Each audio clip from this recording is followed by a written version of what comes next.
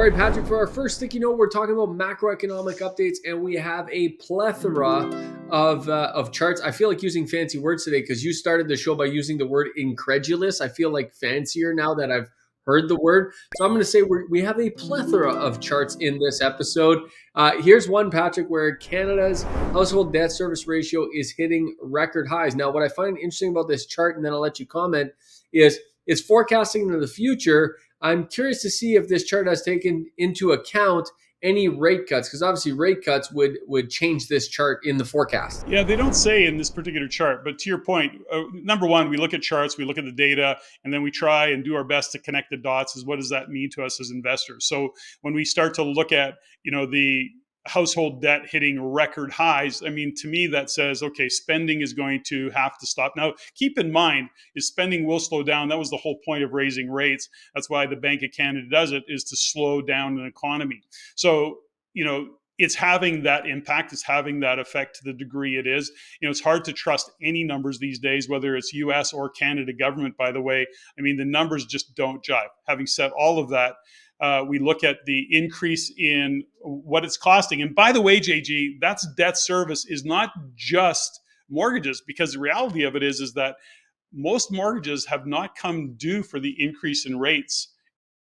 So they are going to hit in 2025 and 2026 primarily, a little bit next year, of course, but 25, 26 are the big years. So then it'll be a case of have the rates come back. All to say this is when you've got that amount of money going to service debt, it means you have less disposable income, less income to spend in driving an economy.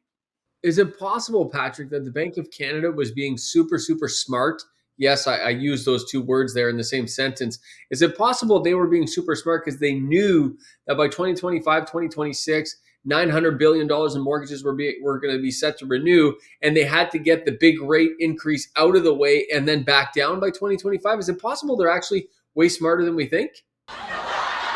I think there's a little chance of that. I think that's a possibility, but I wouldn't go to the bank on that. So the point is that we have to look at the lag, and what I think that we're going to start to see is the lag time that happens. And we talk about household debt there, JG. Let's talk about government debt. We also have to consider that our debt service is, I think, $46 billion a year now just to service our debt.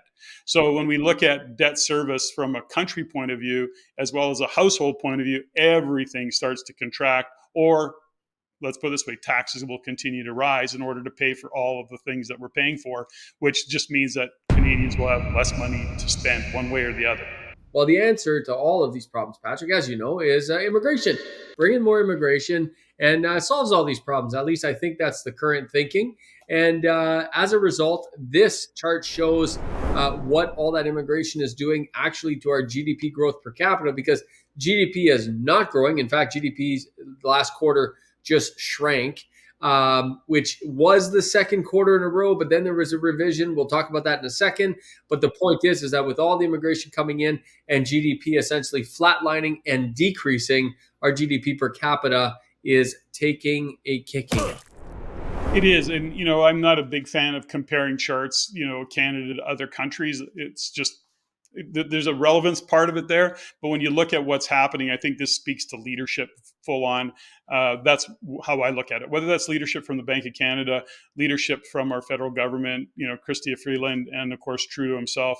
It's not surprising that we're seeing the per capita GDP drop. Now, CPI is down 3.1 versus 6.9 in October. If you look at the October numbers, the November numbers should be out really, really soon. I don't think they're out yet, but they should be out very, very soon. What does this chart tell us, Patrick? Well, this chart to me is so misleading.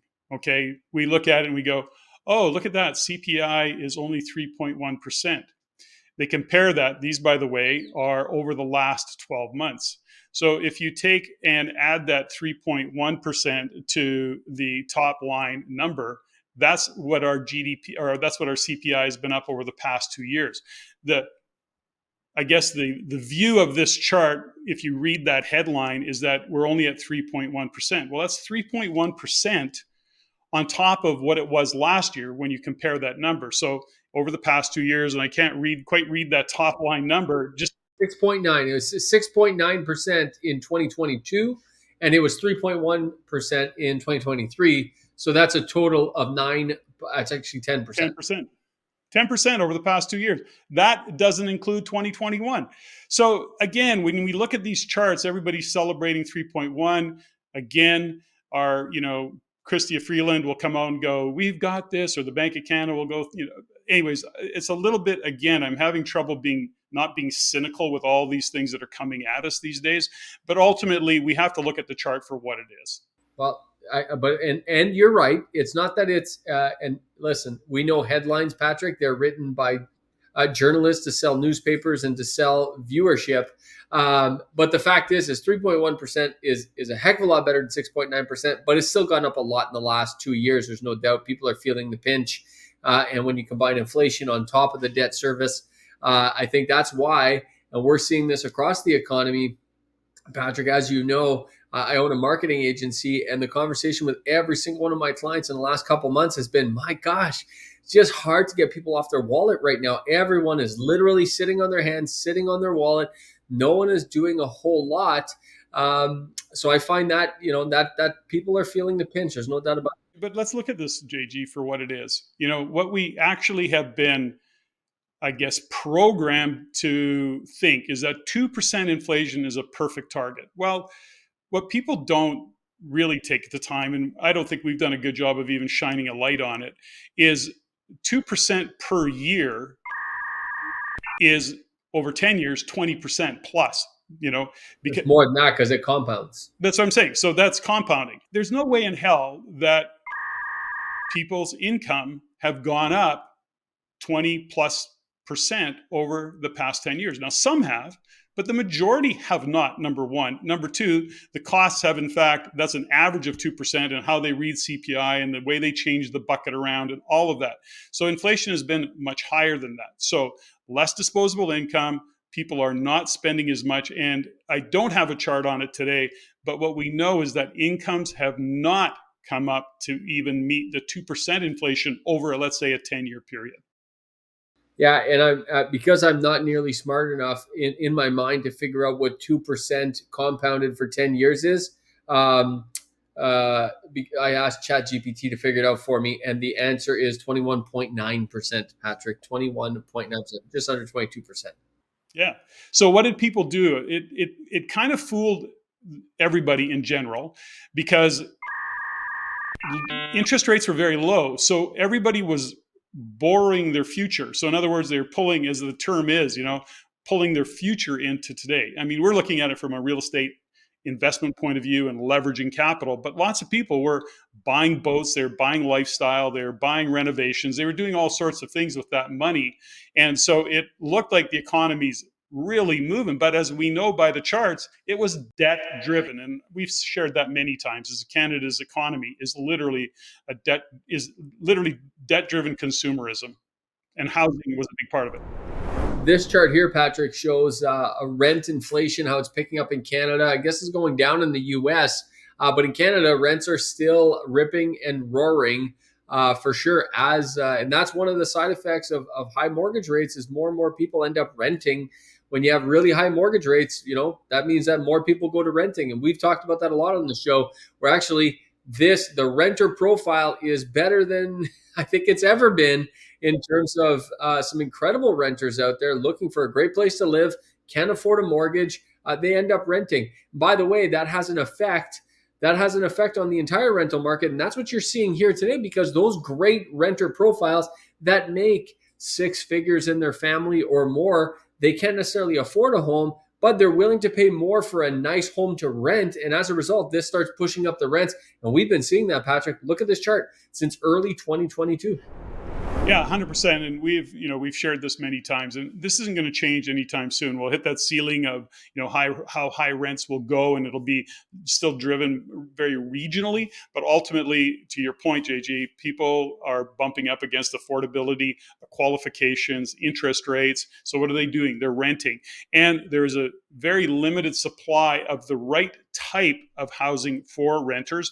And so for investors who are paying attention, really taking advantage of the market right now, because we know there's deals out there, you've got a lineup of clients, and it's up to us as investors to accommodate those clients and be really clear on who our demographic is, where we're going to put our store, if you will, where we're going to put our business called this rental property, and the type of rental property we're going to buy.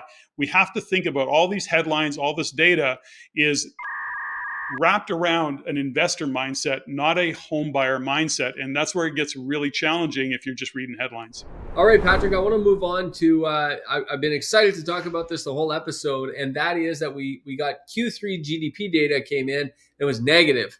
Now, this actually got washed over because Q2 data was originally negative. It was negative 0.2%. Now, it has been revised up to 1.4%. Therefore, we're not technically in a recession, but I find it fascinating, Patrick. And I talked about this a year and a half ago, where I said it's very difficult for countries to figure out when they are in a recession because this data is continually being revised all the time. It's negative, it's positive.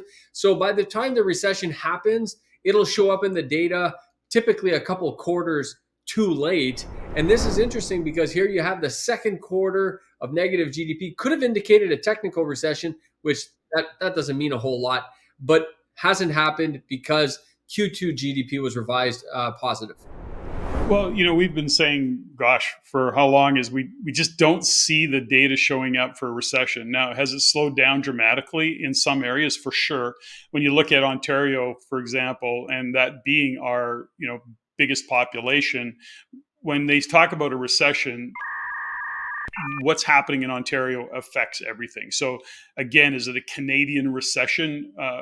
I guess arguably yes and arguably no, because when you look at some of the Western provinces, we're not having the same challenges as Ontario is. But again, because of population, Ontario is really at the effect of it. So if you live in Ontario, and depending on what you're doing in Ontario, what your business is, what part of Ontario you live in, you're in a freaking recession. I don't care what anybody says.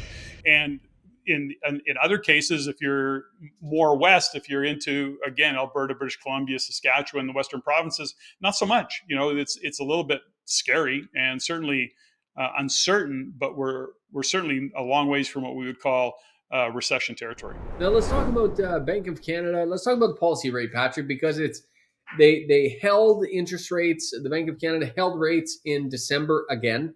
They've now held rates. Is that 3 months in a row? I believe it's 3 months in a row. They've held rates. If I remember correctly, 3 months in a row. And now, given the negative GDP numbers in Q3, and given the unemployment rate is ticking up, all signs are now, and now it's funny because all signs are pointing, and everyone's on the bandwagon of a rate cut, Patrick. And people have pulled the rate cut forecast all the way up to March of 2024, where people are starting to expect that that's when we're going to start getting rate cuts. And this chart indicates, that rates could be down, essentially down 1.25% from 5% overnight rate to 3.75% by the end of next year is part of the projections. Well, I guess at the end of the day, it could be that. I mean, there's a lot of things that, optimism that way, but, I'm not hearing it in Tiff Macklem as he's speaking. You got to listen to the words that they choose. And Bank of Canada, Tiff Macklem, or whoever on the Bank of Canada is doing the speaking, every word is chosen. So be really clear that Tiff Macklem is not saying that we can anticipate rates going down. He's not saying that at all. Although he's marginally more dovish, he's being very guarded in that. And I think that it does make sense to see rates coming down, because I think the lag will in fact start to show its face and show the impact of the increase in rates. Whether they'll react to that is the question of the day. I mean, common sense says it should go down, but I don't think you can count on common sense. I can't. If we were counting on common sense, they wouldn't have went this high to start with. Well, they would have gone this high. I don't think that's the argument. I think the trust got broken down when the Bank of Canada, in terms of their competence and their skills and their abilities, it goes back to what I've said many times. Tiff Macklem looks into the camera and goes, "Go spend. Rates aren't going up for a long time, at least 2023. Oh, okay. Well, so how do you trust that judgment? How do you even consider it going forward now, that was a huge error in judgment. It was a bad call. Full stop. And so for me, I'm being really guarded around any of it because common sense doesn't apply here. So I'm saying I'm guarded. The market anticipates it. I would be a little bit cautious about the market. The market can be wrong. Here's what I find fascinating. I'm fascinated and I'm frustrated, which is leading me to be pissed off all at the same time. And that is this: the 5-year government bond yields have dropped like a stone from almost 4.5 down to less than 3.5. You got a whole 1 percentage point there, and the freaking lenders are not passing that on to their clients. And that I just renewed a mortgage. I renewed 2 mortgages this week, Patrick, and I'm pushing the bank like, guys, the bond yields are down. Why are you not giving us a discount? And they're just holding steady. And I know why. I know they're scared of defaults, and I know their defaults are going up, and they're hedging their bets. But that really pisses me off, primarily because this is what affects investors most, is this 5-year government bond yield, because most investors are on fixed rates. I would say all, but many of them. And as a result, this could be having a positive effect on investors, but right now it's stuck in limbo land. And the greedy lenders, from my perspective, are hanging on to this margin. And I can't wait for them to let go and to start giving their clients this discount they deserve so that it can help buoy the market. Well, I think there's, greedy lenders actually make investors look like greedy landlords, in that whole cycle of, doom and gloom. But when we look at what's going on with the big 5 banks in Canada right now, all you have to do is look at their stock prices and see that some of them are down 30, 40, whatever, 50% over the past year and a half or so. So we know that they're getting beat up. Their job as a bank is to make money and to impress their investors. So I don't, and interest rates, it's like them kicking the can down the road in extending amortizations. Just think of the money they're going to make on that. And yeah, their risk goes up, but guess what? Think about the interest that they're making on those deals. So I don't, I agree with you, by the way, but I'm kind of looking at it from the bank's point of view and going, yeah, it's all about, bottom line. Yeah, it will happen though, and I think at some point they're going to pass this along. I believe, I hope, and I'm not sure if it's going to be in the front half of this year of 2024. Look at me, I'm already talking like it's 2024. We're still in 2023, JG, but I don't know if it's going to be in the first half of 2024, the back half. But there's no doubt eventually. I mean, these bond yields are just dropping like a stone, Patrick, and hopefully they continue to go down that road, because this is how fixed rate mortgages are priced. And that would be helpful to us investors. It would be. So, but I'm not going to hold my breath. I'd pass out. If you like what you learned here, go to the description below and subscribe for our free Insiders newsletter, where you can also stay up to date for our upcoming events and our courses. If you want to see more stuff like this, click here. If you want to see the entire show, click there.